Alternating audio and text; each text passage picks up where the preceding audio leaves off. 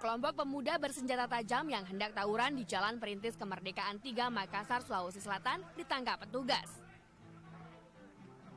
Belasan pemuda ini kemudian digelandang ke kantor polisi untuk diperiksa.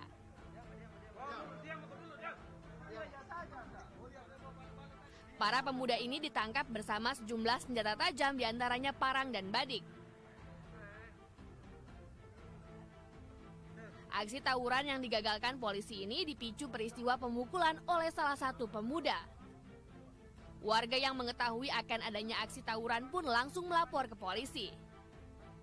Dari Makassar, Sulawesi Selatan, Muhammad Durbone, iNews melaporkan.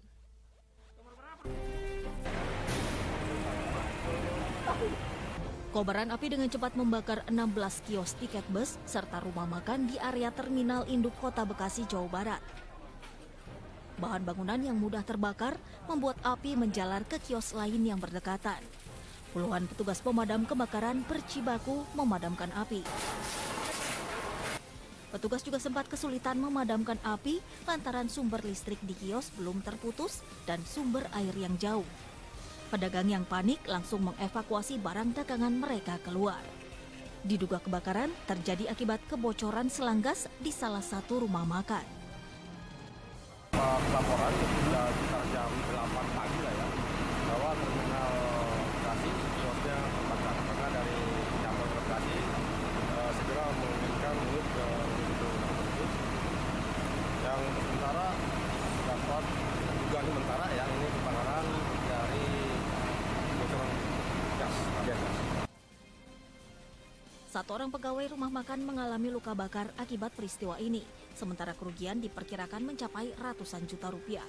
Dari Bekasi, Jawa Barat, Ahmad Hidayat, iNews melaporkan.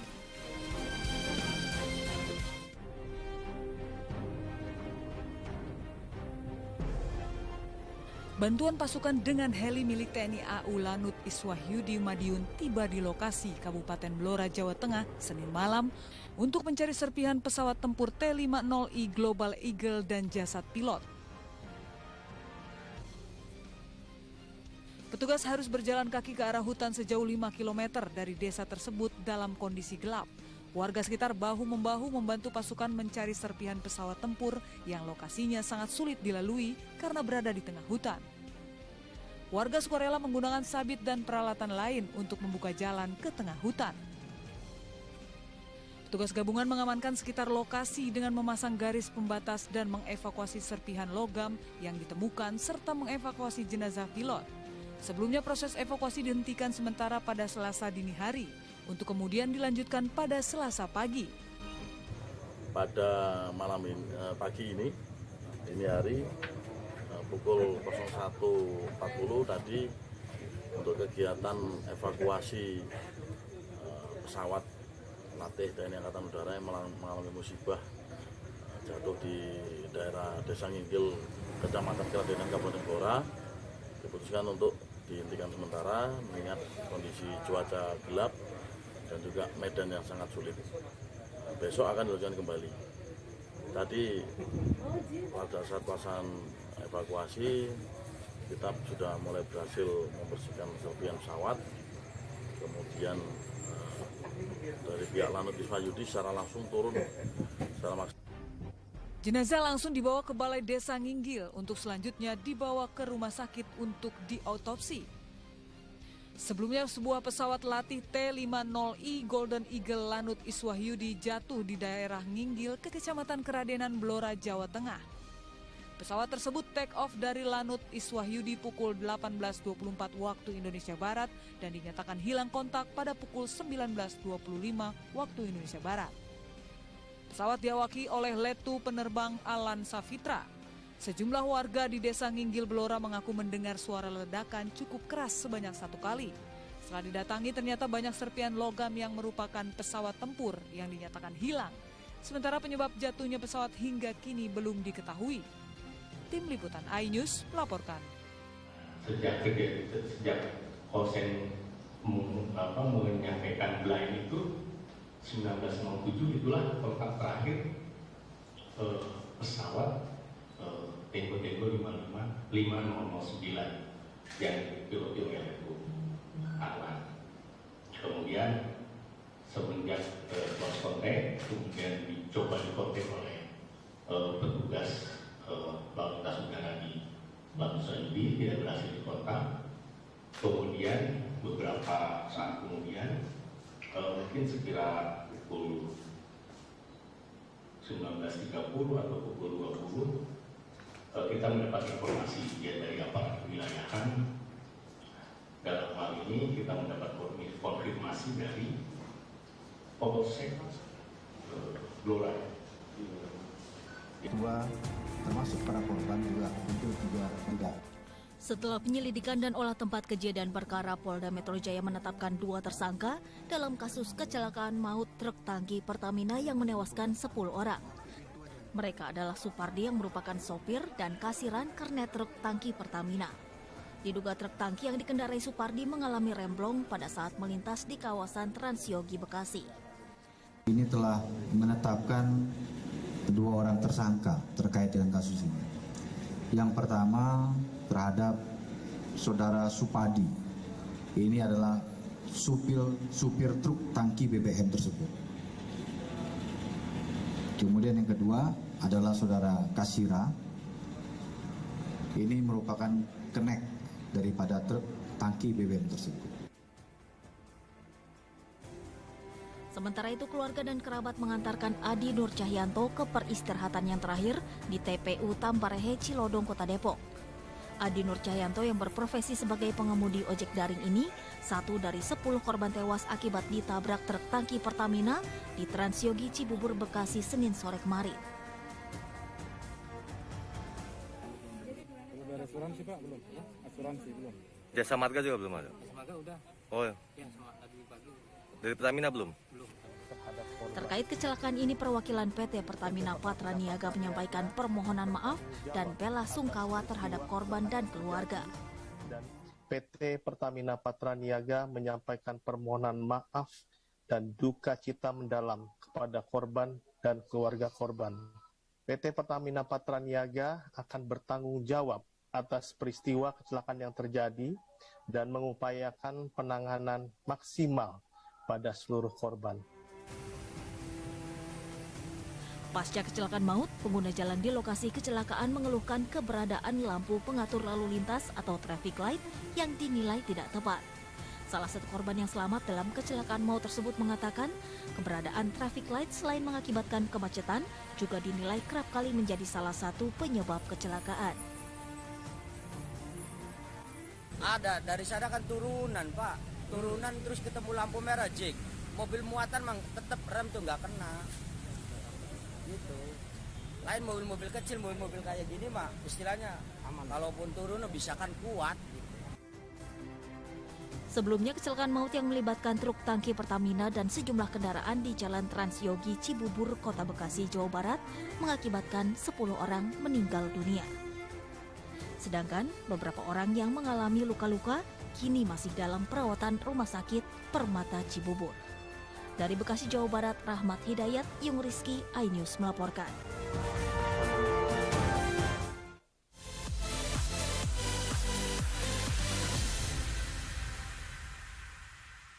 Ini berita ekonomi. Baru dan berbeda dari berita lainnya. Saya Syahna Suartono, News Update di iNews. Yang baru di iNews dengan konsep talk show hadir di prime time. Gak cuma promosi, tapi berbagi ilmu dan informasi juga. Kenapa akhirnya beralih karyawan ke usaha sendiri selain? Hah? Hari gini masih cari kerja. Kenapa nggak jadi pengusaha? Kita mendengar kisah-kisah sukses tadi. Mau jadi pengusaha sukses? Nonton deh Kata Sandi.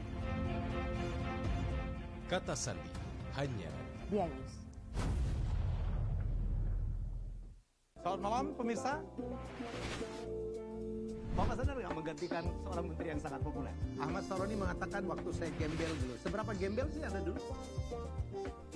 Di Wuhan, apakah menggunakan vaksin yang sama Pak? Benih loh. Yang sebelumnya dilarang untuk ditangkap. Ya. Jangan jadi pejabat untuk jadi orang kaya. Salam inspirasi. After Hours with Helmi Yahya setiap Jumat pukul 18.30 live hanya di iNews.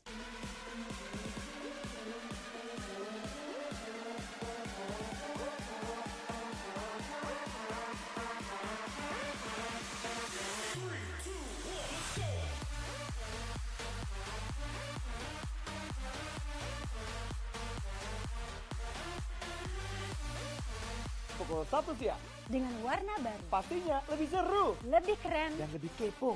Intense Reborn hanya di iNews. Ini dia Sandiaga Uno. Wow, ini luar biasa nih. Tips usaha, berani mengambil resiko, keluar dari zona nyaman. Buat anak-anak milenial, mereka harus proaktif, harus jemput bola. Kata siapa? Kata Sandi. Kata Sandi, setiap Senin pukul 18.30 live hanya di iNews. Wah, kayak jawara nggak?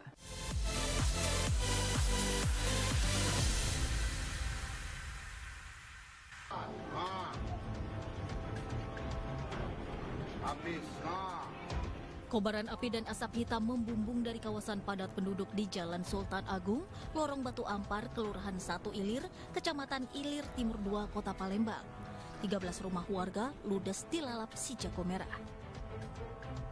Karena akses jalan yang sempit, petugas pemadam kebakaran kesulitan menjangkau lokasi.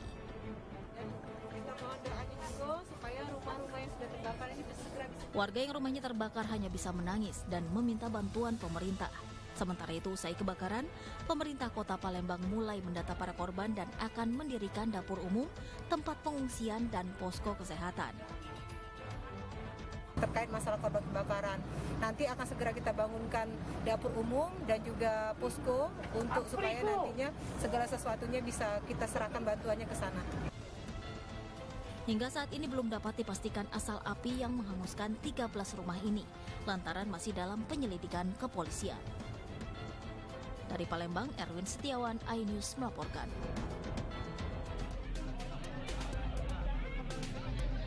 Amuk massa tak terbendung saat pegawai minimarket di Jalan Karya Jaya, Medan, Sumatera Utara berteriak maling. Sontak warga sekitar dan pengguna jalan langsung menangkap pria yang mengenakan kaos garis-garis ini. Pelaku berpura-pura belanja dan mengambil 10 botol selai kemudian dimasukkan ke dalam tasnya.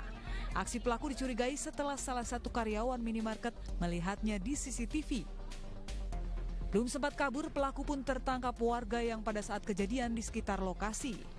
Pelaku pun jadi bulan-bulanan warga, bahkan warga mengikat tangan dan kaki pelaku agar tidak kabur. Logisnya itu Pak, si maling ini datang kan, mau belanja gitu kan, nggak taunya dia keliling-keliling aja. Nggak lama dia disuruh ini. Ngapain ke rai lah selai ini. Terus ya udah dia nyudut gitu, kayak nyudut gitu lah Pak, kayak maling biasanya pada umumnya kan. Kami ngecek dari CCTV, terus nggak lama dimasukinnya dalam tasnya. Ya udah. Berapa banyak? Muter ke arah sini langsung lari, kami panggil lah maling. 10 botol itulah selai. Polisi sempat kesulitan mengevakuasi pelaku karena ramainya warga di lokasi. Saat ini pelaku sudah diamankan petugas ke Polsek Deli Tua untuk pemeriksaan lebih lanjut. Dari Medan, Sumatera Utara, Ahmad Ridwan Nasution, iNews melaporkan. Polisi memburu 4 pelaku penembakan istri anggota TNI di Semarang, Jawa Tengah. Dalam rekaman kamera pengawas di Jalan Camar pada Senin siang, para pelaku dengan pakaian tertutup tampak mengendarai 2 sepeda motor. Kemudian pelaku menuju rumah korban saat melihat korban tiba sepulang menjemput anaknya dari sekolah. Pelaku pun langsung meluncurkan 2 kali tembakan dan segera meninggalkan lokasi.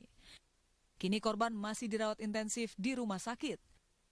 Keterangan sementara yang kami dapatkan dari saksi di TKP, setidaknya ada 2 kendaraan roda 2 yang dicurigai sebagai pelaku dan kemungkinan pelakunya lebih dari 2 orang, minimal 3 orang.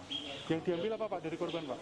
Tidak ada, hanya melakukan penembakan kemudian melarikan diri. Dan suami korban ini suami korban ada di rumah ketika kejadian, ada di lantai 2. Setelah mendengarkan ribut-ribut kemudian turun dan menolong istrinya untuk dibawa ke rumah sakit. Sementara itu, Panglima TNI Jenderal Andika Perkasa mengumpulkan tim hukum TNI untuk turut melakukan penyelidikan bersama kepolisian. TNI dan Polri berkoordinasi untuk menangkap pelaku serta mengungkap motif penembakan. Dari Semarang, Jawa Tengah, Kristadi, iNews melaporkan.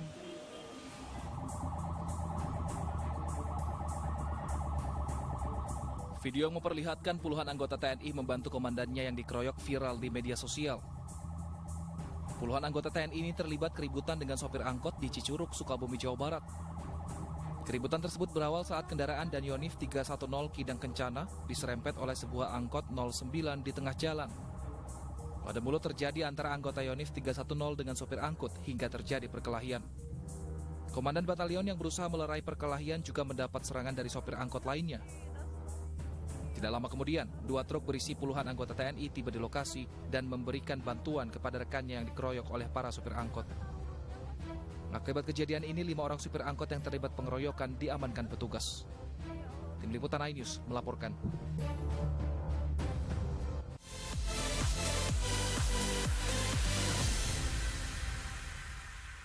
Selamat malam pemirsa. Bapak sadar nggak menggantikan seorang menteri yang sangat populer? Ahmad Saroni mengatakan waktu saya gembel dulu. Seberapa gembel sih Anda dulu? Di Wuhan, apakah melakukan vaksin yang sama, Pak? Benih loh. Yang sebelumnya dilarang untuk ditangkap sekarang. Jangan jadi pejabat untuk jadi orang kaya. Salam inspirasi. After Hours with Helmi Yahya, setiap Jumat pukul 18.30, live hanya di iNews.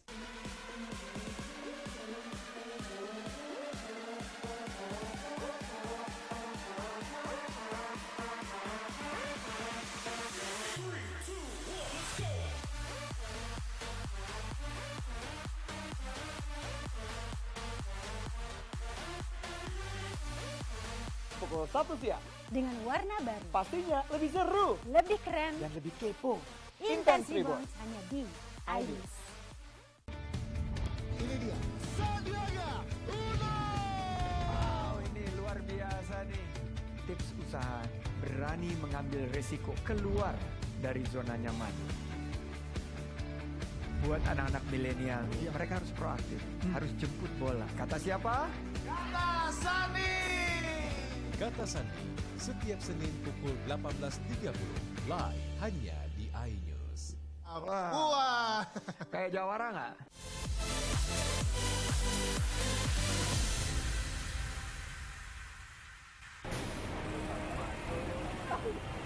Kobaran api dengan cepat membakar 16 kios tiket bus serta rumah makan di area Terminal Induk Kota Bekasi, Jawa Barat. Bahan bangunan yang mudah terbakar membuat api menjalar ke kios lain yang berdekatan. Puluhan petugas pemadam kebakaran berjibaku memadamkan api. Petugas juga sempat kesulitan memadamkan api lantaran sumber listrik di kios belum terputus dan sumber air yang jauh. Pedagang yang panik langsung mengevakuasi barang dagangan mereka keluar. Diduga kebakaran terjadi akibat kebocoran selang gas di salah satu rumah makan. Laporan sudah sekitar jam 8 pagi lah ya, bahwa terminal Bekasi kiosnya terbakar. Maka dari cabang Bekasi segera mengirimkan unit ke gedung tersebut. Yang untuk sementara dapat dugaan sementara ya, ini kebakaran dari bocoran gas. Satu orang pegawai rumah makan mengalami luka bakar akibat peristiwa ini. Sementara kerugian diperkirakan mencapai ratusan juta rupiah. Dari Bekasi, Jawa Barat, Ahmad Hidayat, iNews melaporkan.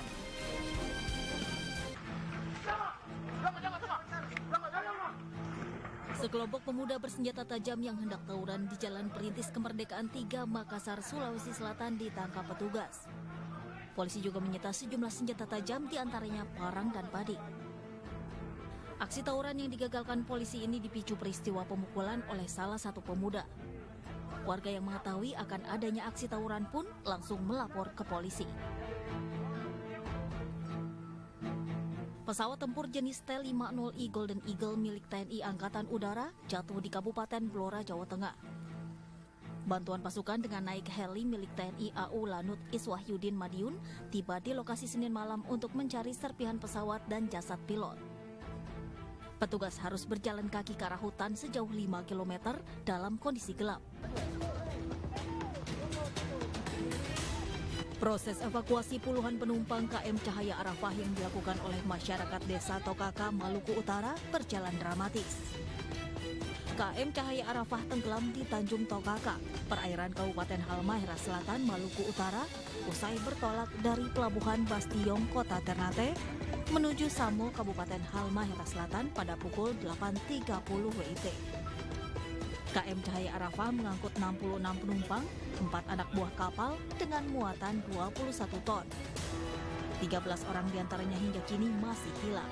Diduga kapal tenggelam akibat dihantam cuaca buruk. Polisi memburu 4 pelaku penembakan istri anggota TNI di Semarang, Jawa Tengah. Dalam rekaman kamera pengawas di Jalan Camar pada Senin siang, para pelaku dengan pakaian tertutup tampak mengendarai 2 sepeda motor. Kemudian pelaku menuju rumah korban saat melihat korban tiba sepulang menjemput anaknya dari sekolah.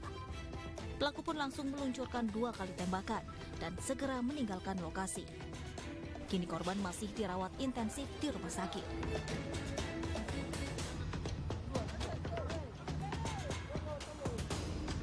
Kapal penumpang KM Cahaya Arafah tenggelam di Tanjung Tokaka, perairan Halmahera Selatan, Provinsi Maluku Utara. Proses evakuasi puluhan penumpang yang dilakukan oleh masyarakat desa Tokaka pun berjalan dramatis. KM Cahaya Arafah mengangkut 66 penumpang, 4 buah anak kapal dengan muatan 21 ton. 13 orang diantaranya hingga kini masih hilang. Diduga kapal tenggelam akibat dihantam cuaca buruk.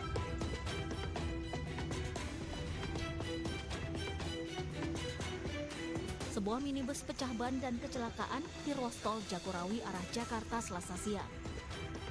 Kecelakaan berawal saat minibus melaju dari arah Cibubur menuju Jakarta. Tiba-tiba pecah ban dan terpelanting ke pinggir tol menabrak karung pasir. Minibus nyaris masuk ke saluran air yang berada di pinggir jalan tol. Sementara itu pengemudi mengalami luka ringan dan langsung ditangani petugas medis. Tim Liputan iNews melaporkan.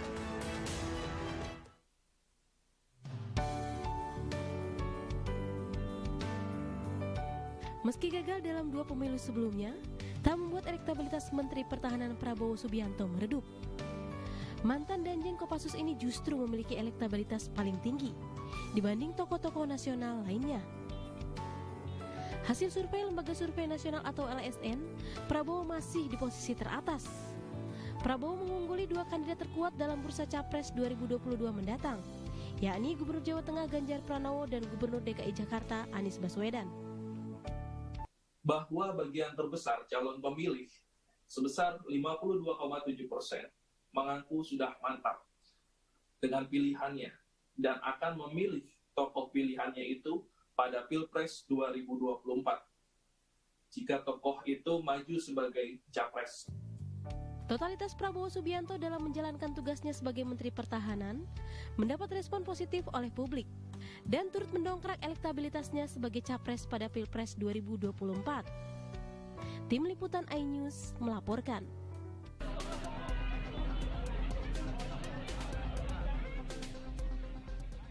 Amuk massa tak terbendung saat pegawai minimarket di Jalan Karya Jaya, Medan, Sumatera Utara berteriak maling. Sontak warga sekitar dan pengguna jalan langsung menangkap pria yang diduga maling ini. Aksi pelaku terbongkar saat pegawai minimarket mencurigai gerak-gerik pelaku. Pegawai pun langsung memantau CCTV dan melihat pelaku mengambil 10 botol selai yang dimasukkan ke dalam tas. Si maling ini datang kan, mau belanja gitu kan. Nggak taunya dia keliling-keliling aja. Nggak lama dia disuruh rak ini. Ngapain ke rak ini lah, selai ini. Terus kemudian? Udah, dia nyudut gitu. Kayak nyudut gitu lah Pak, kayak maling biasanya pada umumnya kan. Kami ngecek dari CCTV. Terus nggak lama dimasukinnya dalam tasnya. Ya udah. Berapa banyak? Muter ke arah sini langsung lari. Kami panggil lah maling. Terus 10 botol itulah selai. Pegawai minimarket mengaku sudah sering terjadi pencurian, namun baru kali ini aksinya yang tertangkap basah. Polisi sempat kesulitan mengevakuasi pelaku karena ramainya warga di lokasi. Bahkan seorang warga yang berusaha melerai pelaku dari amukan massa sempat menjadi bulan-bulanan warga. Saat ini pelaku sudah diboyong petugas kepolisian ke Polsek Deli Tua untuk pemeriksaan lebih lanjut.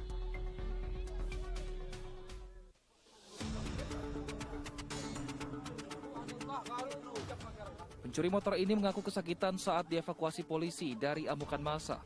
Pelaku mengalami patah kaki setelah menjadi sasaran amukan massa yang memergokinya mencuri sepeda motor. Pelaku sempat membawa kabur motor salah seorang mahasiswa dari area parkir kampus UIN Suska Pekanbaru Riau, namun berhasil digagalkan. Dari pengakuan tersangka, aksi curanmor untuk kedua kalinya ini dilakukannya karena terdesak kebutuhan ekonomi untuk persalinan istrinya yang lagi hamil tua. Sebelumnya, pelaku telah diamankan oleh security dan massa atau mahasiswa yang ada di sana dan telah melakukan pengamanan, sehingga dengan kesalahan warga atau massa sehingga mengakibatkan pelaku mengalami patah tulang paha. Guna mempertanggungjawabkan perbuatannya, kini pelaku WR harus mendekam di sel tahanan Polsek Tampan dan dijerat pasal 365 KUHP tentang pencurian dengan ancaman 5 tahun penjara.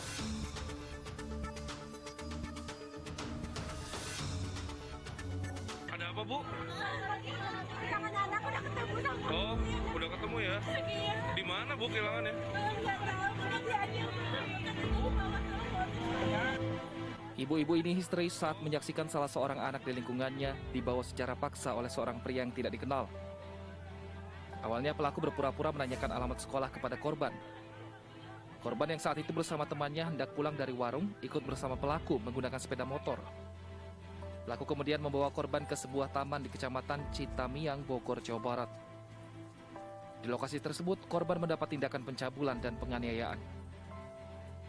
Tidak berselang lama, pelaku berinisial MPA berhasil diringkus polisi. Pria 22 tahun ini merupakan residivis kasus pencabulan terhadap bocah laki-laki pada tahun 2016.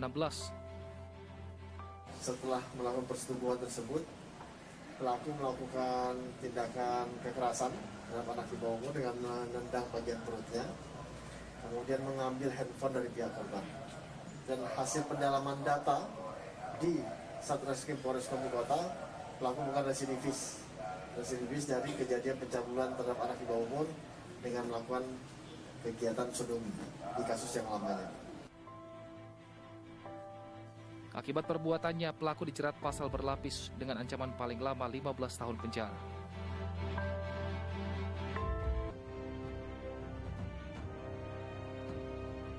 Petugas kepolisian mengevakuasi sesosok jasad wanita yang diperkirakan berusia 25 tahun di kawasan hutan Desa Mulyorejo, Kecamatan Silo, Jember, Jawa Timur. Keberadaan mayat pertama kali ditemukan warga pencari madu hutan. Selain sudah mengeluarkan bau busuk, kondisi mayat juga hanya mengenakan pakaian bagian atas. Identitas korban juga belum diketahui. Proses evakuasi berjalan cukup sulit karena posisi mayat berada di area bawah hutan serta harus menyusuri sungai. Jasad kemudian dibawa ke RSUD Subandi untuk diotopsi. AKP Suartanto, Kapolsek Silo, membenarkan temuan mayat perempuan di hutan Desa Mulyorejo. Menurutnya, diduga korban meninggal dunia sudah lebih dari 2 hari. Adapun ciri-ciri adalah mayat perempuan dengan tinggi badan kurang lebih 55 cm, potongan rambut pendek, ya, memakai kaos putih dan ada baju kotak-kotak warna hitam berpadu merah, juga ada celana dalam di sekitar TKP dan kondisi dari mayat sudah mengalami pembusukan. Polisi masih mencari identitas korban dan keluarga untuk menyelidiki penyebab kematiannya.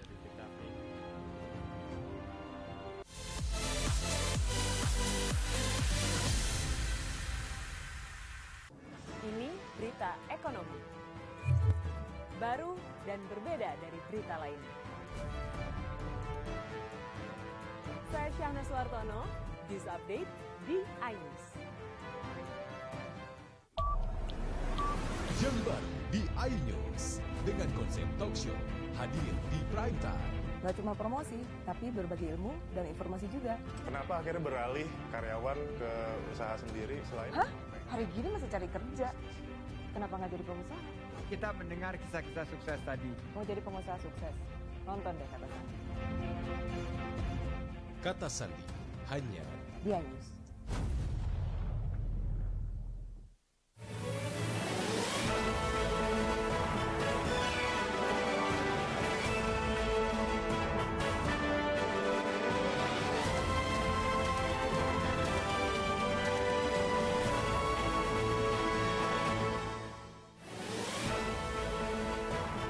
Kebakaran hebat hanguskan 13 rumah.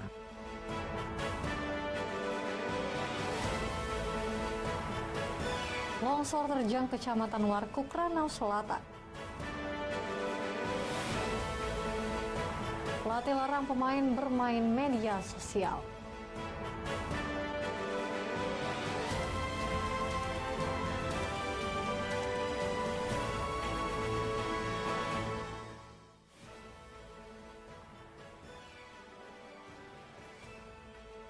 Halo pagi pemirsa, senang sekali saya dapat kembali menjumpai Anda pada hari ini.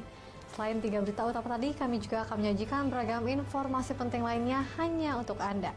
Bersama saya Ayu Felicia, inilah iNews Sumsel selengkapnya.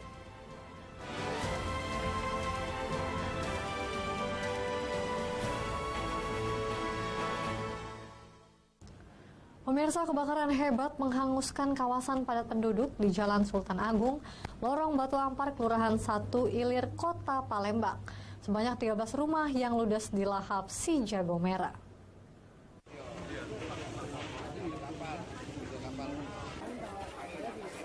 Kepulan api dan asap hitam mengepul dari kawasan padat penduduk di Jalan Sultan Agung, Lorong Batu Ampar, Kelurahan 1 Ilir, Kecamatan Ilir Timur 2, Kota Palembang. Sebanyak 13 rumah yang ludes dilahap si jago merah.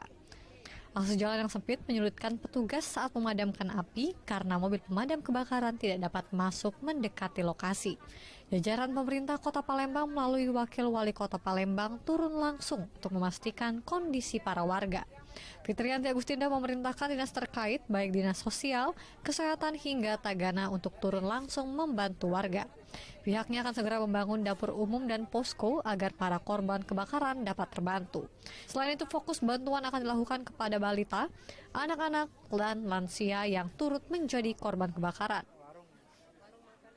Tentu yang menjadi pusat perhatian kami bagaimana warga sekarang yang mengalami musibah mendapatkan bantuan secepatnya karena kondisi mereka masih shock karena memang baru beberapa jam yang lalu, dan kami dari pemerintah Kota Palembang tentu tidak tinggal diam, dari dinas sosial, dinas kesehatan, dari Tagana dan sebagainya harus turun, harus membantu, dan untuk sementara kita lebih memfokuskan masalah anak-anak, balita dan juga lansia ya yang terkait masalah korban kebakaran.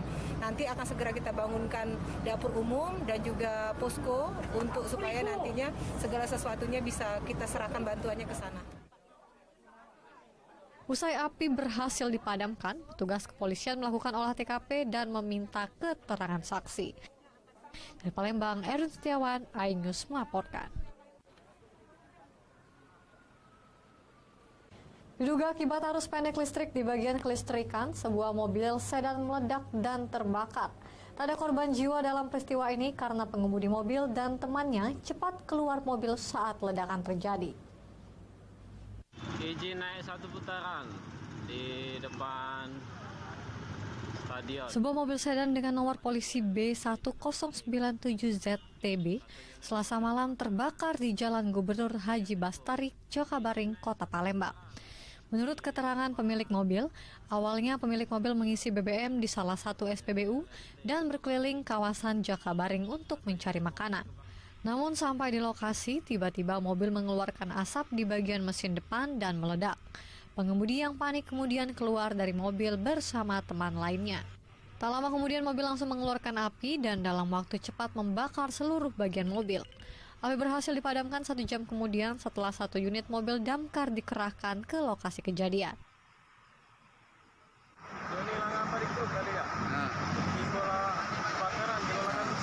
Ada korbannya tak? Korban tak ada, sama galo, sama cewek.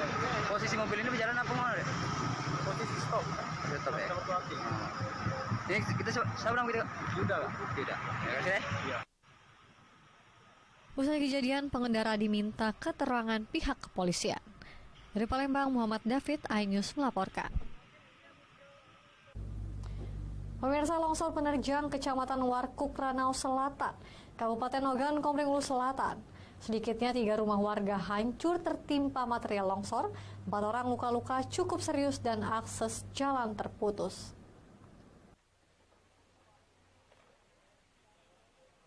Inilah longsor yang terjadi di salah satu desa, yakni Desa Villa, Kecamatan Warkuk, Ranau Selatan, Kabupaten Ogan Komering Ulu Selatan.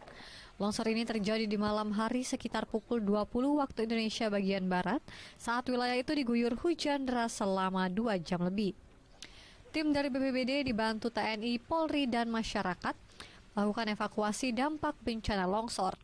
Akses jalan lumpuh total akibat material tanah lumpur yang memenuhi badan jalan hingga 30 cm. Dari data BPBD, peristiwa itu mengakibatkan sedikitnya 4 warga mengalami luka-luka dan dilarikan ke puskesmas. Selain itu, sedikitnya 3 rumah mengalami rusak berat dan 2 rusak ringan. Longsor juga menimbun beberapa unit kendaraan milik warga. Cuma kedengaran suara ngegelenggar. Gelenggar dari geledek atau gimana, Pak? Seperti geledek. Perasaan itu meletupnya itu gunung kan. Sudah itu longsor. Longsor. Nah setelah longsor itu kan. Waktu kejadian Bapak ada di rumah? Ada. Sama siapa aja, Pak? Sama anak sama istri. Nah waktu kejadian bagaimana, Pak? Bapak langsung keluar atau bagaimana, Pak? Langsung keluar. Terus? Aku dengar gemuruh langsung keluar lari orang. Lari kemana, Pak? Lari ke sana. Menyelamatkan diri sama anak. Oh, sejauh ini belum ada bantuan, Pak? Ya? Belum ada. Oke. Karena tempat tinggal juga udah nggak ada. Peristiwa longsor tersebut terjadi diakibatkan guyuran hujan lebat yang mengakibatkan di 12 titik di Kecamatan Warkuk, Ranau Selatan mengalami longsor. Malam berkoordinasi dengan DPR untuk menerjunkan alat berat, tiba di lokasi jam 3 dini hari, langsung pengerjaan. Korban? Nah, berdasarkan laporan yang paling parah di titik ini, karena ini mengakibatkan atau berdampak terhadap rubuhnya 3 unit rumah dan ada 4 korban luka ringan. Longsor ini juga memutuskan akses jalan provinsi dari Kabupaten Ogan Komering Ulu Selatan, Sumatera Selatan menuju ke Kabupaten Lampung Barat, Provinsi Lampung, memutuskan akses listrik dan telepon. Dari Ogan Komering Ulu, Teddy Hendrawan, iNews melaporkan. Kejari jebloskan 2 tersangka korupsi. Informasi lengkapnya sesaat lagi.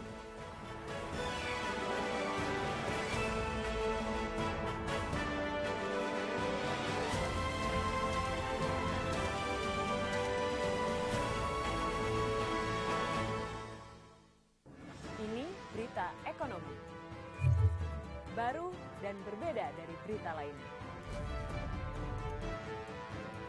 Saya Syahna Suartono. This update di iNews.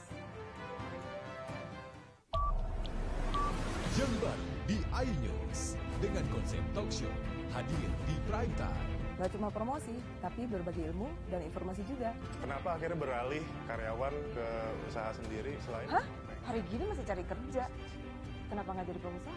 Kita mendengar kisah-kisah sukses tadi. Mau jadi pengusaha sukses? Nonton deh Kata Sandi. Kata Sandi hanya di iNews. Selamat malam pemirsa. Bapak sadar nggak menggantikan seorang menteri yang sangat populer? Ahmad Saroni mengatakan waktu saya gembel dulu. Seberapa gembel sih Anda dulu? Di Wuhan, apakah menggunakan vaksin yang sama, Pak? Benih loh. Yang sebelumnya dilarang untuk ditangkap sekarang. Jangan jadi pejabat untuk jadi orang kaya. Salam inspirasi. After Hours with Helmi Yahya setiap Jumat pukul 18.30 live hanya di iNews.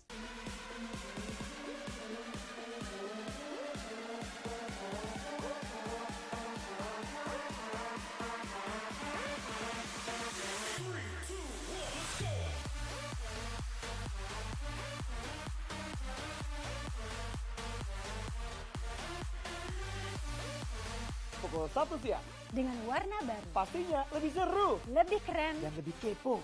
Intense Rebounds hanya di iNews. Ini dia. Sandiaga Uno. Wow, ini luar biasa nih. Tips usaha berani mengambil resiko keluar dari zona nyaman. Buat anak-anak milenial, mereka harus proaktif, harus jemput bola. Kata siapa? Kata Sandi. Kata Sandi setiap Senin pukul 18.30 live hanya di iNews. Wah, kayak jawara nggak? Yang baru di iNews dengan konsep talk show hadir di prime time. Gak cuma promosi, tapi berbagi ilmu dan informasi juga. Kenapa akhirnya beralih karyawan ke usaha sendiri selain? Hah? Hari gini masih cari kerja. Kenapa nggak jadi pengusaha? Kita mendengar kisah-kisah sukses tadi. Mau jadi pengusaha sukses? Nonton deh Kata Sandi. Kata Sandi hanya di iNews. Selamat malam pemirsa. Bapak sadar nggak menggantikan seorang menteri yang sangat populer? Ahmad Saroni mengatakan waktu saya gembel dulu. Seberapa gembel sih Anda dulu? Di Wuhan, apakah menggunakan vaksin yang sama, Pak? Benih loh.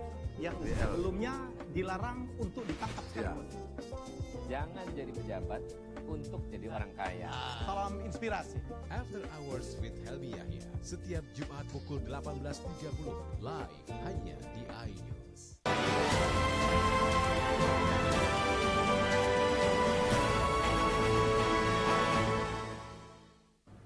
Terima kasih Anda masih bersama kami. Pemirsa, Kejaksaan Negeri Kota Prabu Muli menetapkan serta menahan 2 tersangka kasus korupsi markup pengadaan baju senam lansia di Dinas Kesehatan Kota Prabu Muli tahun anggaran 2021 senilai 1,16 miliar rupiah dengan kerugian mencapai ratusan juta rupiah.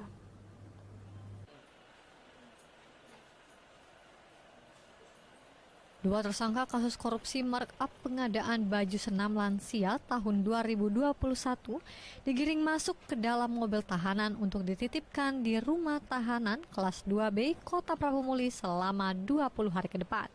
Menurut Kepala Kejaksaan Negeri Kota Prabu Muli Roy Riyadi, pelaku Birendra Kadapi selaku pejabat pembuat komitmen Dinas Kesehatan Kota Prabu Muli dan Darmansyah selaku pihak ketiga diduga melakukan markup pengadaan baju senam lansia dengan kerugian yang mencapai ratusan juta rupiah.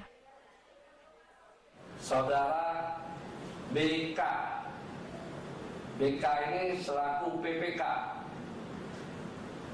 Berdasarkan gelar perkara juga, penyidik menetapkan saudara DMS alias Iman. Beliau ini pihak swasta.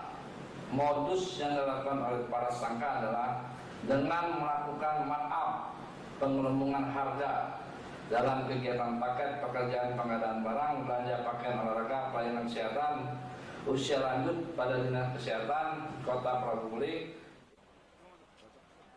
Keduanya dikenakan pasal Undang-Undang Tindak Pidana Korupsi pasal 2 ayat 1, pasal 3 Junto 18 dan Junto pasal 55 ayat 1 Kitab Undang-Undang Hukum Pidana dengan ancaman pidana penjara paling lama 20 tahun dan denda 1 miliar rupiah.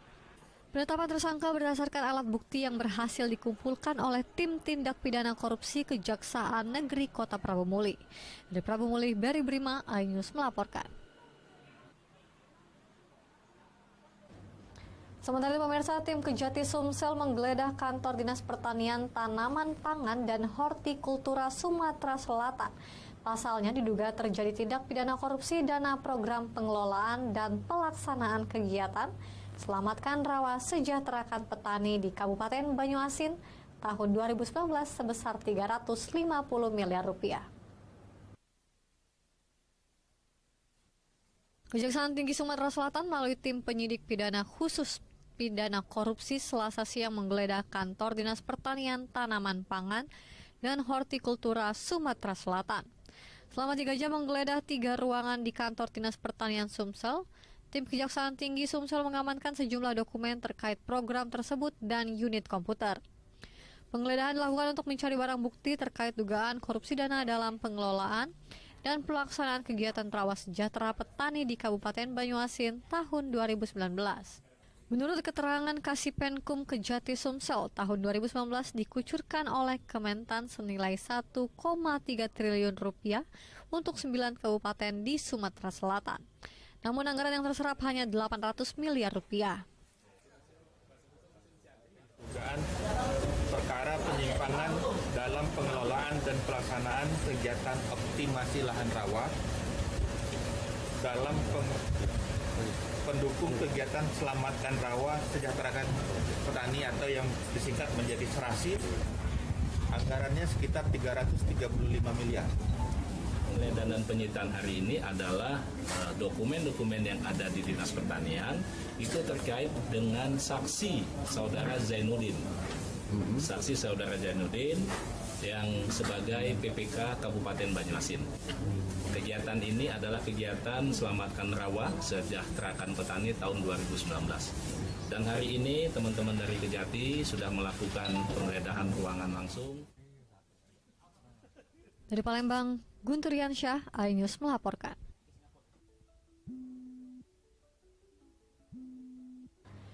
Pemirsa, Dewan Perwakilan Rakyat Daerah Kabupaten Musi Banyuasin akhirnya angkat bicara terkait temuan BPK terhadap 47 paket pekerjaan jalan dinas PUPR yang merugikan negara puluhan miliar rupiah.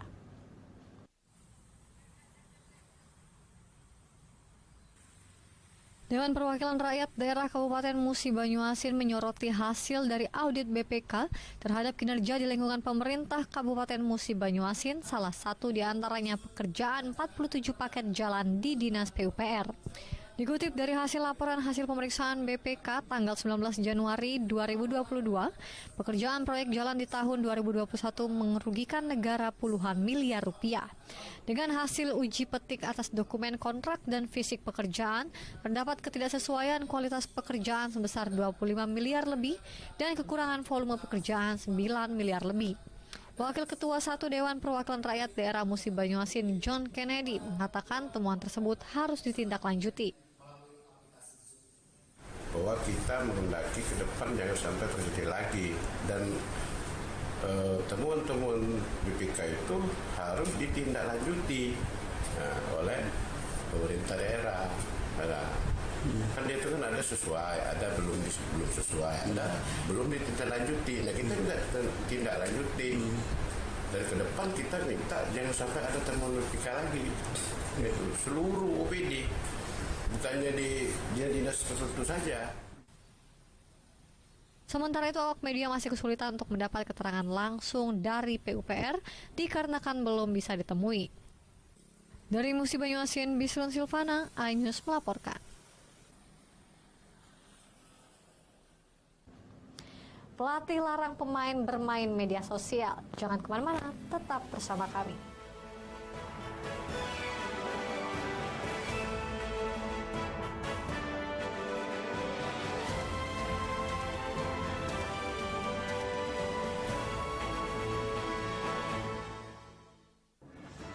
Berita ekonomi baru dan berbeda dari berita lainnya. Saya Syahna Suartono, News Update di iNews. Jember di iNews dengan konsep talk show hadir di prime time. Gak cuma promosi, tapi berbagi ilmu dan informasi juga. Kenapa akhirnya beralih karyawan ke usaha sendiri selain? Hah? Hari gini masih cari kerja. Kenapa nggak jadi pengusaha? Kita mendengar kisah-kisah sukses tadi. Mau jadi pengusaha sukses? Nonton deh Kata Sandi. Kata Sandi hanya di iNews. Selamat malam pemirsa. Bapak sadar nggak menggantikan seorang menteri yang sangat populer? Ahmad Saroni mengatakan waktu saya gembel dulu. Seberapa gembel sih Anda dulu? Di Wuhan, apakah mereka menggunakan vaksin yang sama, Pak? Benih loh. Yang sebelumnya dilarang untuk ditangkap sekarang. Jangan jadi pejabat untuk jadi orang kaya. Salam inspirasi. After Hours with Helmi Yahya setiap Jumat pukul 18.30 live hanya di iNews.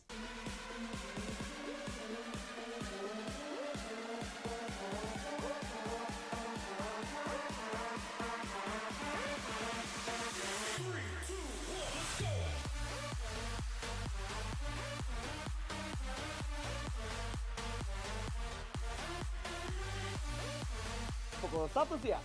Dengan warna baru. Pastinya lebih seru. Lebih keren. Dan lebih kepo. Intense Rebound hanya di iNews. Ini dia. Sandiaga Uno. Wow, ini luar biasa nih. Tips usaha berani mengambil resiko keluar dari zona nyaman. Buat anak-anak milenial, mereka harus proaktif, harus jemput bola. Kata siapa? Kata Sandi. Kata Sandi setiap Senin pukul 18.30 live hanya di iNews. Wah, Kayak jawara nggak? selamat malam pemirsa. Bapak sadar nggak menggantikan seorang menteri yang sangat populer? Ahmad Saroni mengatakan waktu saya gembel dulu. Seberapa gembel sih Anda dulu? Di Wuhan, apakah melakukan vaksin yang sama, Pak? Benih loh. Yang sebelumnya dilarang untuk ditangkap sekalipun. Jangan jadi pejabat untuk jadi orang kaya. Salam inspirasi. After Hours with Helmi Yahya setiap Jumat pukul 18.30 live hanya di iNews.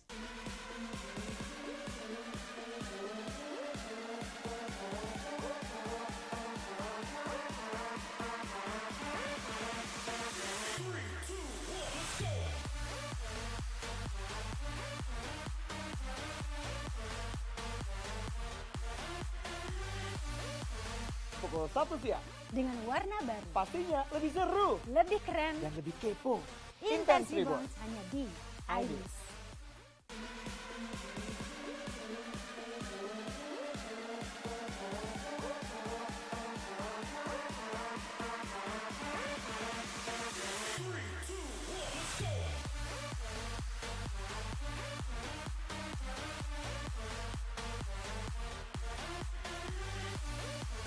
Pukul 1 siang. Dengan warna baru, Pastinya lebih seru lebih keren, dan lebih kepo. Intense Intense Reborn Reborn. hanya di iNews.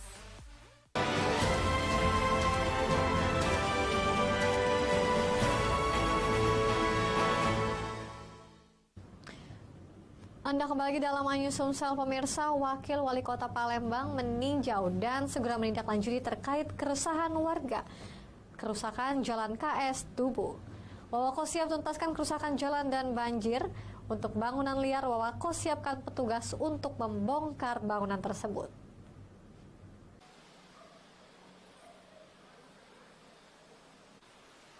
Akses jalan KS Tubun rusak serta berlubang dipicu banjir dari saluran drainase yang tidak berfungsi dengan baik. Kondisi ini dikeluhkan warga, untuk itu Wakil Wali Kota Palembang Fitrianti Agustinda meninjau dan memerintahkan secara tegas kepada para petugas untuk segera menyelesaikan permasalahan ini. Dalam tinjauannya juga ditemukan bangunan liar seperti pos keamanan yang telah beralih fungsi sebagai tempat tinggal para pemulung. Dampaknya di sekitar lokasi terdapat banyak sampah yang berserakan sehingga sangat mengganggu warga sekitar. Di sekitar lokasi juga terdapat posko ormas yang berada di tikungan jalan dan bangunannya berada di atas saluran serta menjorok memakan bagian jalan. Nanti pos keamanan serta posko ormas akan segera dibongkar. Kami bersama tokoh masyarakat, ketua RT, ketua RW, dan juga jajaran pemerintah Kota Palembang yang terkait mendiskusikan banyak hal, bagaimana supaya saluran-saluran ini juga berjalan dengan baik, dan bagaimana nanti supaya dari pihak ketiga ini menyadari untuk menjaga salurannya, terutama yang di depan ruko, jangan sampai saluran yang ada tutup. Yang kedua, tadi kita juga memantau beberapa pos yang sudah tampaknya sangat mengganggu, meresahkan warga, dan kita sudah mengkomunikasikan karena pos itu berdiri di atas saluran, tentu saluran ini tidak boleh ada bangunan apapun, oleh karena itu segera kita akan bongkar. Dalam waktu dekat, pemerintah Kota Palembang akan merapatkan barisan dan memberikan edukasi kepada warga, pihak ketiga maupun organisasi apapun untuk tidak mendirikan bangunan di atas saluran yang akan mengganggu aktivitas warga. Dari Palembang, Erwin Setiawan, iNews melaporkan. Timnas Putri U18 siap mengarungi kejuaraan AFF U18 Women's Champion yang berlangsung di Kota Palembang. Pelatih Timnas Putri Indonesia Rudi Eka Priyambada membidik 3 poin pada laga perdana melawan Timnas Singapura pada 22 Juli 2022 mendatang. Timnas Putri Indonesia U18 membawa 26 pemain dan rutin berlatih di Stadion Panahan Jakabaring Sport City Palembang. Garuda Pertiwi akan berjuang bersama 8 tim lainnya termasuk Australia untuk menjadi yang terbaik. Pelatih Timnas Putri Indonesia Rudi Eka Priyambada mengatakan persiapan sudah mencapai level akhir. Para pemain berlatih secara maksimal.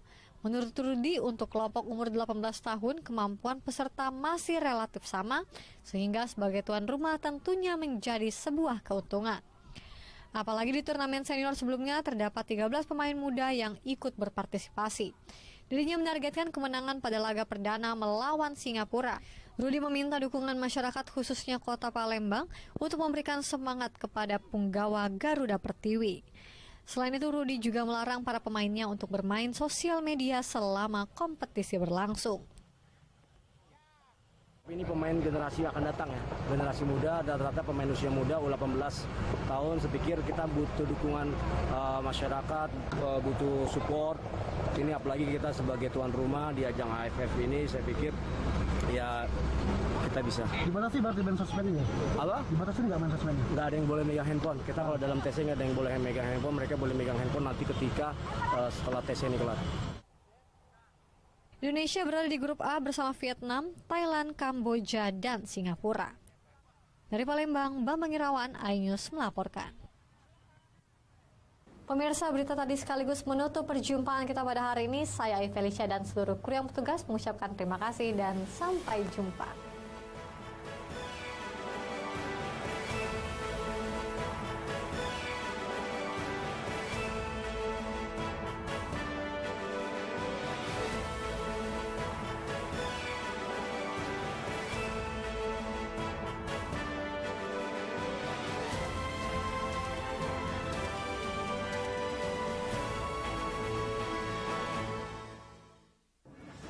Berita ekonomi baru dan berbeda dari berita lainnya. Saya Syahna Suartono, News Update di iNews.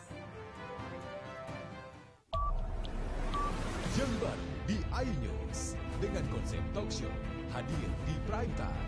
Gak cuma promosi, tapi berbagi ilmu dan informasi juga. Kenapa akhirnya beralih karyawan ke usaha sendiri selain? Hah? Hari gini masih cari kerja. Kenapa nggak jadi pengusaha? Kita mendengar kisah-kisah sukses tadi. Mau jadi pengusaha sukses? Nonton deh Kata Sandi.